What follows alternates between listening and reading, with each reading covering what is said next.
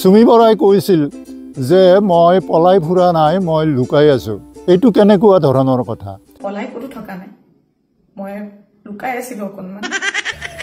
প্ৰিয় দৰ্শক, চুমি বৰাৰ আত্মসমৰ্পণ বিষয়ে আমি আজি আলোচনা কৰিম। চুমি বৰাই ইমান অহংকাৰ, ইমান গৌৰৱ, ইমান ফষ্টি মাৰি আজি 10 দিন পলাই আছিলে, কিন্তু হঠাৎ কিয় চুমি বৰাই আত্মসমৰ্পণ কৰিব লগা হ'ল? এইটো এটা বহুত টকাৰ বহু মূল্যৱান প্ৰশ্ন। চুমি বৰাৰ অন্তৰালত, বেকগ্ৰাউণ্ডত কোনোবা শক্তিশালী এনেকুৱা এটা সংগঠন বা এনেকুৱা শক্তিশালী মানুহ আছে নেকি যে হঠাৎ পলাই ফুৰি থাকি তেওঁ আত্মসমৰ্পণ কৰিলে? এই কথাও ৰাইজে জানিব বিচাৰে। চুমি বৰাই কৈছিল যে মই পলাই ফুৰা নাই, মই লুকাই আছোঁ। এইটো কেনেকুৱা ধৰণৰ কথা? তেওঁ এনেকুৱাকৈ ক'ব বিচাৰিছে যে তেওঁ মাংসৰ কোনো খোৱা নাই, কিন্তু মাংসৰ জোলটো খাইছে। তেওঁ কোজা নহয়, কিন্তু আগফালে তেওঁ হালা। এনেকুৱা এটা অসমীয়া মানুহক অসমীয়া ভাষাৰ যি তাৎপৰ্য তাক তেওঁ শিকাব খোজে নেকি?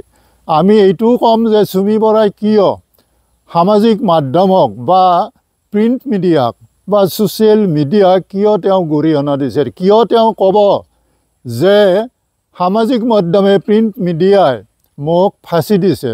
নিউজ মিডিয়াই মোক দুখী কৰি মোক এতিয়ালৈকে ফাঁচি দিছে। মোক অলৰেডি মই দুখী বুলি কথা কৈছে। মই আচলতে ভুল কৰা নাই, মই 10%ও ভুল কৰা নাই। তেতিয়াহ'লে তেওঁ সাহসেৰে নিজ ইচ্ছামতে তেওঁ আগতে ঘৰ এৰি পলাই ফুৰিব নালাগিছিল। তেওঁ ষ্টেণ্ড দিব লাগিছিল, তেওঁ প্ৰত্যাহ্বান জনাব লাগিছিল কিয় তেওঁ এনেকৈ পলাই ফুৰিব লগা হ'ল।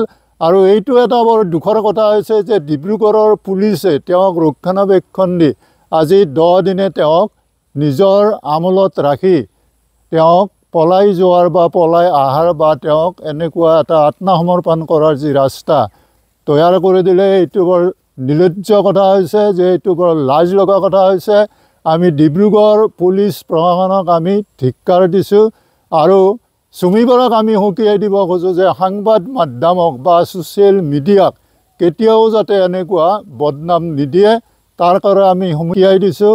আৰু আমি এতিয়া প্ৰশাসনক, আইনক এইটো আহ্বান জনাম যে চুমি বৰাৰ সকলো তথ্য তন্ন তন্নকৈ বিচাৰ কৰি ৰাইজে যাতে শান্তি পায়, ৰাইজৰ যাতে এই অপচয় কৰা যিবিলাক বিনিয়োগৰ ধন এইবিলাক যাতে ঘূৰাই পায়, তাৰ কাৰণে আমি অনুৰোধ ৰাখিম। ধন্যবাদ। প্ৰচাৰ চলি আছে, যি নিউজ বাজিছে তাৰ 10%ও সঁচা নহয়। আৰু মই ইমান দিনে একো মাত মাতিব পৰা নাই, কাৰণ ইমান হেৰেছমেণ্ট, ইমান মেণ্টেল হেৰেছমেণ্ট, যোনটো কেতিয়াও মই ভাবাই নাছিলোঁ হ'ব বুলি, সেইখিনি মই পাৰ কৰিব লগা হৈছে। মেণ্টেলি প্ৰস্তুত নাছিলোঁ কোনো ধৰণৰ কথা ক'বলৈ বা কিবা ষ্টেটমেণ্ট দিবলৈ।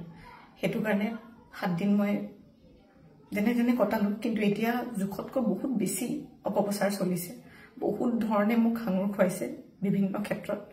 ন্যায়ালয়ে মোক দোষী কৰাৰ আগতে নিউজ মিডিয়াই মোক দোষী কৰি মোক এতিয়ালৈকে ফাঁচি দিছে। মোক অলৰেডি মই দুখী বুলি কথা কৈছে।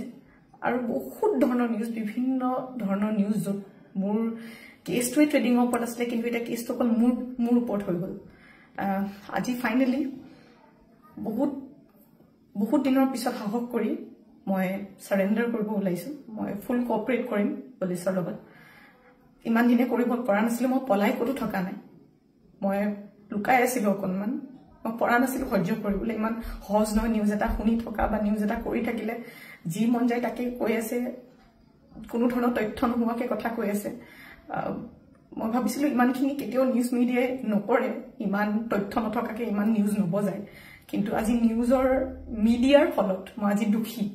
গোটেই মানুহৰ আগত মোৰ মান সন্মান, মোৰ মা দেউতাৰ, মোৰ পৰিয়ালৰ গোটেইবোৰ উলংঘ হৈছে। আৰু এতিয়া আৰু ধৈৰ্য ধৰিব পৰা নাই, চবৰে এটা সীমা থাকে। সেইটো কাৰণে আজি মই চাৰেণ্ডাৰ কৰিম। আৰু মোৰ বিশ্বাস যে তথ্য চাই ন্যায়ালয়ে ডিচিশ্যন ল'ব, আৰু মিডিয়াৰ নিউজ চাই নহয়।